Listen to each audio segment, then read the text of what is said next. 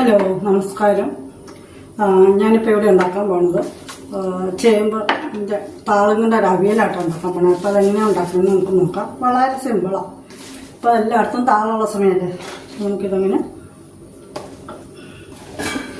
അപ്പം അതിന് വേണ്ടിയിട്ട് ഞാനൊരു കുറച്ച് ഇതെടുക്കുന്നുണ്ട്, പടവലങ്ങ എടുക്കുന്നുണ്ട്.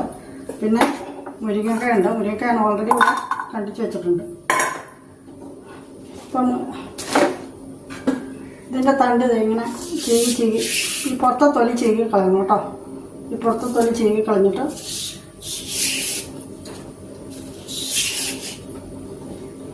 ഇതുണ്ട്. നമ്മൾ സാധാരണ അവിയലിന് കണ്ടിക്കുന്ന കഷ്ണത്തിൻ്റെ സൈസിൽ തന്നെ ഇങ്ങനെ കണ്ടിട്ട്. ഒത്തിരി വലുതാണെങ്കിൽ നടുവൊന്ന് കീറുക, അല്ലെങ്കിൽ അതുപോലെ തന്നെ ഇട്ടാലും മതി കേട്ടോ. ഞാൻ എളുപ്പത്തിന് വേണ്ടി ഓൾറെഡി ഇവിടെ അരിഞ്ഞ് വെച്ചിട്ടുണ്ട് കേട്ടോ. ഇതൊക്കെ ഞാൻ കുറച്ചേ എടുത്തിട്ടുള്ളൂ. നിങ്ങൾക്ക് നിങ്ങളുടെ ആവശ്യത്തിനനുസരിച്ച് എത്ര വേണമെങ്കിലും എടുക്കാം കേട്ടോ. ഞാനിപ്പോൾ കുറച്ച് എടുത്തിട്ടുള്ളൂ. ഇവിടെ കുറച്ച് കഴിക്കാൻ ആൾക്കാർ കുറവായിരുന്നു, കുറച്ച് എടുത്തിട്ടുള്ളൂ. ഈ പുറത്ത് നാല് ചീകി കളയണം. അത് കഴിഞ്ഞത് ഇങ്ങനെ രണ്ടായിട്ടൊന്ന് മുറിച്ചിങ്ങനെ ഇട്ടാൽ മതി. പിന്നെ താളെടുക്കുമ്പോൾ കുറച്ച് കൂടുതലെടുത്താലും കുഴപ്പമില്ല. എന്ന് വെച്ചാൽ വേവുമ്പോൾ ഒന്നും ഉണ്ടാവില്ല, അതുകൊണ്ട് തരണം. പിന്നെ കൊടുത്തിടുന്നത് ഒരു ചെറിയ പടവല്ലെങ്കിൽ അതിൻ്റെ പകുതി ഇടണുള്ളൂ. ചേമ്പത്തൊക്കെയാണ് കൂടുതൽ വേണ്ടത്.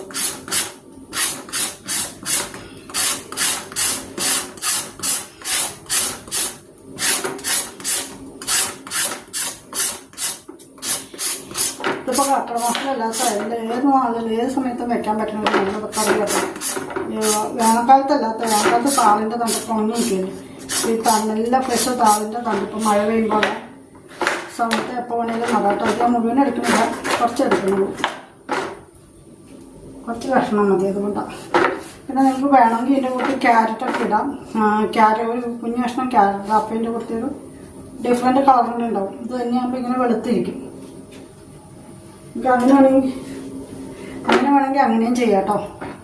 ഞാനിപ്പോൾ ഇത് സെയിം തന്നെ കളർ കിട്ടാൻ വേണ്ടിയിട്ടാണ്.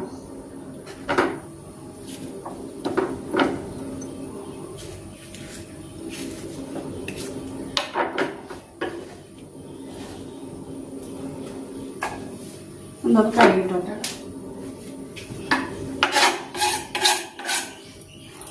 ഞാൻ നിങ്ങളുടെ എളുപ്പത്തിന് വേണ്ടിയിട്ടാണ് ഞാൻ എല്ലാം അരിഞ്ഞു വെച്ചത്, സമയം സേവ് ചെയ്യാൻ വേണ്ടിയിട്ട്. ഇപ്പോൾ ഇതെങ്ങനെ അവിയലിൻ്റെ കഷ്ണത്തിൻ്റെ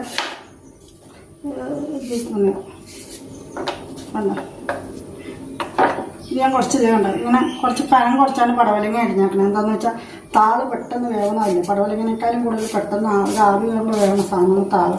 അപ്പോൾ അതുകൊണ്ട് ഞാൻ പടവലങ്ങ കുറച്ച് കനം കുറച്ചാണ് അരിയുന്നത്.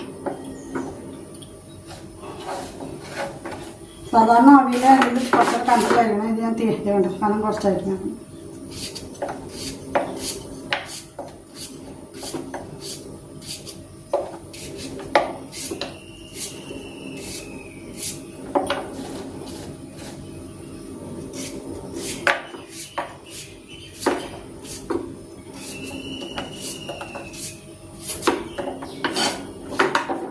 നമുക്ക് ഈ താളിൻ്റെ അകത്തേക്ക് കേട്ടോ. എല്ലാം കൂടെ ഞാൻ ഒന്നിച്ചാണ് വേവിക്കണം.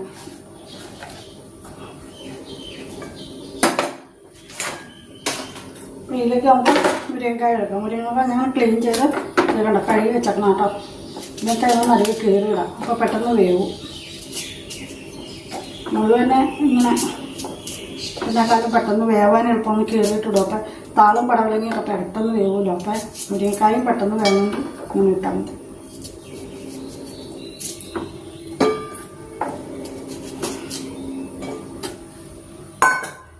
നമുക്ക് ഇത് വേണം. ഇപ്പം എല്ലാവരും ഒന്ന് ഉണ്ടാക്കി നോക്കണം കേട്ടോ. നല്ല ടേസ്റ്റുള്ള കറി കേട്ടോ. ഭയങ്കര ടേസ്റ്റാണ്. താഴെ അറിയുപോലും ഇല്ല നമ്മൾ കഴിച്ച് കഴിഞ്ഞാൽ. നമുക്ക് ചട്ടി ചൂടാകുമ്പോൾ കുറച്ച് എണ്ണ ഒഴിക്കാം.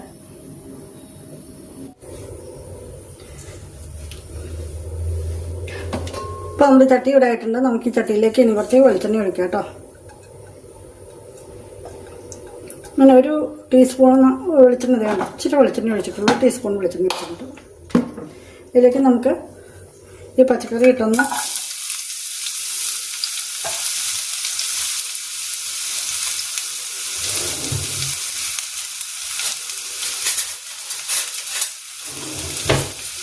ഇതൊന്ന് വഴച്ച് ഒന്ന് എണ്ണ എല്ലാവർക്കും ഒന്ന് പറ്റാൻ പാകത്തിന് മിക്സ് ചെയ്യുക കേട്ടോ.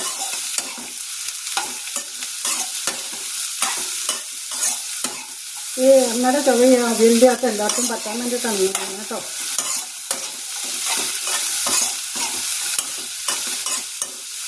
എല്ലാ കഷ്ണത്തിലും എണ്ണ വെച്ചിട്ടുണ്ട്, അതിനു വേണ്ടി നമ്മൾ ചെയ്തത്. ഇനി നമുക്കിതിലേക്ക് അല്പം മഞ്ഞൾപ്പൊടി ഇടാം. ഈ കറിക്ക് ആവശ്യത്തിനുള്ള മഞ്ഞൾപ്പൊടി ഇടാം. പിന്നെ ഇനി തേങ്ങ അരയ്ക്കുമ്പോൾ മഞ്ഞൾപ്പൊടി ഇടുന്നില്ല കേട്ടോ. പിന്നെ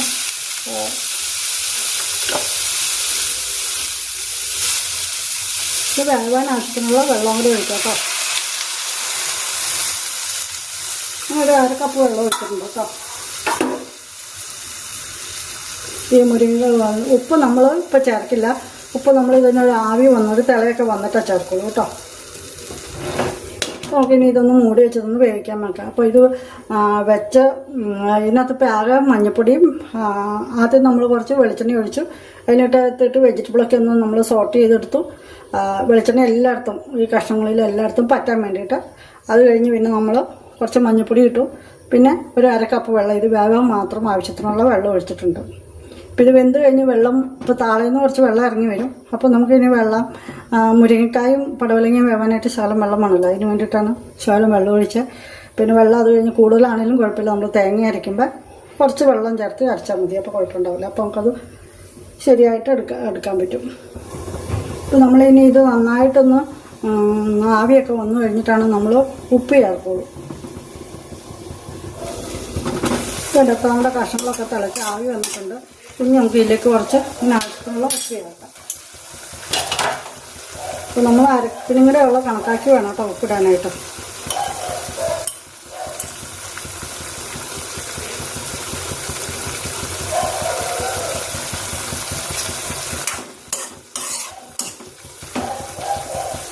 ഇനി നമ്മൾ അരപ്പിനകത്ത് മഞ്ഞൾപ്പൊടിയോ ഇതൊന്നും ചേർക്കേണ്ട ആവശ്യമില്ല. അപ്പോൾ നമുക്കിനി ഇതിനാവശ്യത്തിനുള്ള അരപ്പ് തയ്യാറാക്കാം കേട്ടോ. പിന്നെ ഇനി നമുക്കിതിന് വേണ്ട അരപ്പ് തയ്യാറാക്കാം. അതിന് വേണ്ടിയിട്ട് ഞാൻ ഒരു ചെറിയ ജാർ എടുത്തിട്ടുണ്ട്. ഇതിലേക്ക് നമുക്കൊരു 2 പച്ചമുളക് ഇടാം. എരിവ് അവരുടെ ആവശ്യത്തിന് ഇടാം കേട്ടോ. ഞാനിതിന് പച്ചമുളക് മാത്രമേ ചേർക്കുന്നുള്ളൂ, ഉണക്കമുളകൊന്നും ചേർക്കുന്നില്ല. കാരണം വെച്ചാൽ കറിയുടെ കളർ ചേഞ്ച് ആയിപ്പോവും. അപ്പോൾ അതുകൊണ്ട് കളർ ചേഞ്ച് ആവാതിരിക്കാൻ വേണ്ടിയിട്ടാണ് ഞാൻ പച്ചമുളക് ആവശ്യത്തിന് എരിവിന് നമുക്ക് പച്ചമുളക് ചേർക്കാം.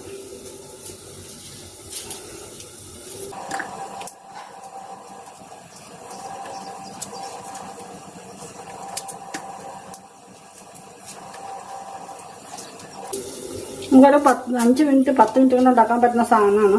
നമ്മൾ ഇതൊക്കെ അരിഞ്ഞടുപ്പത്ത് വെച്ച് നമ്മൾ ഇതൊക്കെ അരച്ചുകൊണ്ട് വരുമ്പോഴത്തേക്കും കറി വെന്തിട്ടുണ്ടാവും. ചെറുതായിട്ട് വന്നിട്ട് നമ്മൾ ചെറിയ കഷ്ണമായിട്ടല്ലേ പടവലങ്ങയൊക്കെ അരിഞ്ഞ, ആകെ കുറച്ച് വേവുള്ളത് പടവലങ്ങയ്ക്കും മുരിങ്ങയ്ക്കൊക്കെ. അതൊക്കെ ഒരു ആവി കറിയ വേവുന്ന സാധനമാണ്. ഇനി ഇതിലേക്ക് ഞാൻ കുറച്ച് കറിവേപ്പില ഇടുന്നുണ്ട് കേട്ടോ. പിന്നെ ഞാൻ മഞ്ഞൾപ്പൊടി ഇപ്പോൾ ഇടാനുള്ള മഞ്ഞൾപ്പൊടി ആദ്യം ഇട്ടതായിരുന്നു. പിന്നെ ഞാൻ ഇതിലേക്ക് ഒരു 1/2 സ്പൂണ് ജീരകം ഇടുന്നുണ്ട്.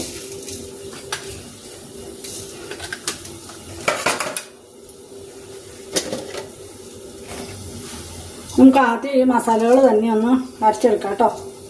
ഇത് കഴിഞ്ഞിട്ട് പിന്നെ നമുക്ക് തേങ്ങ ഇട്ടരയ്ക്കാം.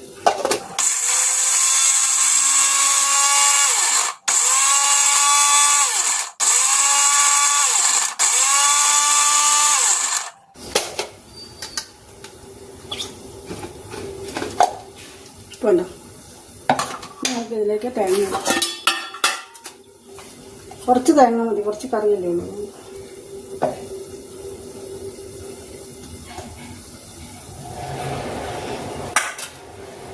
ഇത് അരയാൻ വേണ്ടി ഒരു ശകലം വെള്ളം ഒഴിക്കുന്നുണ്ട് കേട്ടോ.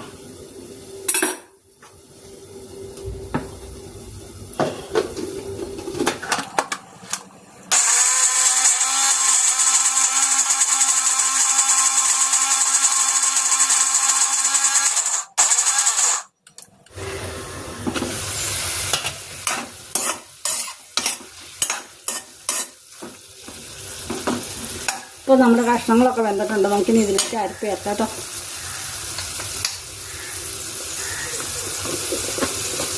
അരപ്പിനകത്തുള്ളത് ജീരകവും പച്ചമുളകും ചുവന്നുള്ളി മാത്രമേ ഉള്ളൂ, വേറെ ഒന്നുമില്ല കേട്ടോ.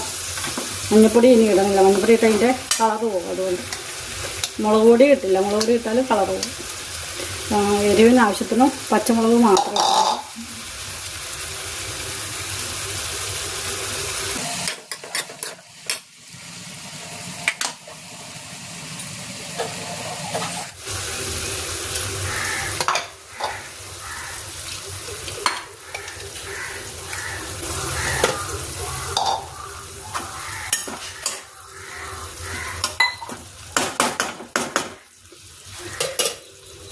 എനിക്ക് അരപ്പൊന്ന് വേവിക്കാം.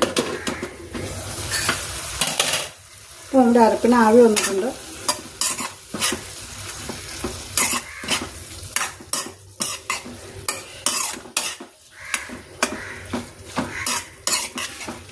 ഇപ്പോൾ നമുക്ക് ഉപ്പ് നോക്കിയിട്ട് ഉപ്പ് വേണമെങ്കിൽ ചേർക്കാം കേട്ടോ.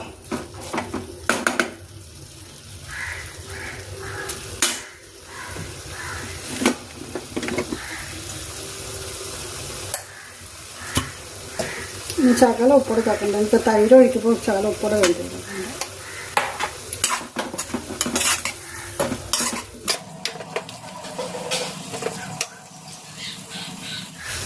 നമുക്ക് ഇതിലേക്ക് അല്പം തൈര് ഒഴിക്കാം.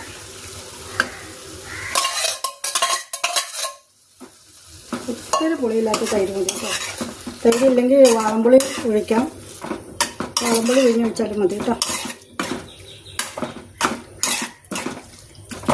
സാധാരണ അവിയൽ വെക്കുമ്പോൾ തന്നെ വ്യത്യാസമൊന്നുമില്ല, കഷ്ണങ്ങൾക്ക് മാത്രം വ്യത്യാസം മാത്രമേ ഉള്ളൂ.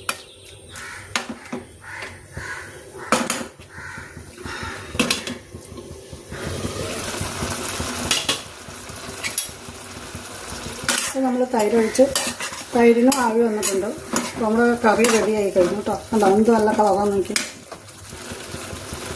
ഇതിലേക്ക് നമുക്ക് ശകലം വെളിച്ചെണ്ണ ഒഴിക്കാം. വെളിച്ചെണ്ണയൊന്നും വേണ്ട കേട്ടോ, 1 സ്പൂൺ വെളിച്ചെണ്ണയൊക്കെ ഒഴിച്ചാൽ മതി. ഇതിനൊക്കെ കുറച്ച് കറിവേപ്പില ഇടാം. അപ്പോൾ നമ്മുടെ സ്റ്റൗ ഓഫാക്കാം കേട്ടോ. സ്റ്റൗ ഓഫാക്കിയിട്ട് വേണം വെളിച്ചെണ്ണ ഒഴിച്ച് കരിവേപ്പില ഇടാനായിട്ട്. എന്നാലാണ് ആ വെളിച്ചെണ്ണയുടെയും കരിവേപ്പിലയുടെ ഒക്കെ മണം കറിക്കകത്ത് നിൽക്കുക. നമ്മുടെ കറി റെഡിയായി കഴിഞ്ഞു. അപ്പോൾ എല്ലാവരും ഉണ്ടാക്കി നോക്കണം കേട്ടോ. എല്ലാവരും ഉണ്ടാക്കി നോക്കിയിട്ട് അഭിപ്രായം പറയണം. നമ്മുടെ താള് അവിയൽ എങ്ങനെയുണ്ടെന്ന് കേട്ടോ.